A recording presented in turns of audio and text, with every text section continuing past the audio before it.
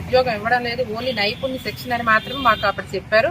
ఈ నైపుణ్య శిక్షణ అనేసి మాకు చెప్పి ఇప్పుడు సడన్ గా జీవో 115 రిలీజ్ చేసి దాని ద్వారా మా regular contract staff nurse post అన్ని కూడా ఏ నెంబర్కి ఇవ్వడంలో ప్రభుత్వం మాకు అన్యాయం చేస్తుందని మేము ఇప్పుడు బాధతో ఉన్నామన్నమాట. కాబట్టి మా బాధను అర్థం చేసుకుని మా పోస్టుల్లో ఎవరైతే అర్హత ఉందో, ఏ స్టాఫ్ నర్సులు అయితే కష్టపడి సర్వీస్ అందిస్తున్నారో వాళ్ళని మాత్రమే రెగ్యులర్ చేసి, ఏ నెంబర్లకు కూడా రెగ్యులరైజేషన్లు ఉన్నాయి కానీ వాళ్ళకి మా పోస్టులో రెగ్యులర్ చేయకుండా వాళ్ళకి కూడా రెగ్యులరైజేషన్ చేసి వాళ్ళ ప్రమోషన్స్ హెచ్వి సిహెచ్ ఆ విధంగా ఏఎన్ఎంస్ ప్రమోషన్ లో వెళ్ళాలి కానీ వాళ్ళతో స్టాఫ్ నర్సుల పోస్టులో వేయకూడదు. ఎందుకంటే ఇప్పుడు మా డిపార్ట్మెంటే కాదు, మన రాష్ట్రంలో చూస్తే ప్రతి డిపార్ట్మెంట్ లో ఉన్నాయి.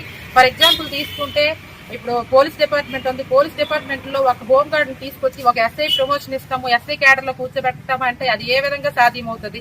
అదే విధంగా ఒక ఎలిమెంటరీ స్కూల్ టీచర్ ని తీసుకొచ్చి ఒక స్కూల్ అసిస్టెంట్ పోస్ట్ ఇస్తామంటే ఏ విధంగా సాధ్యమవుతుంది?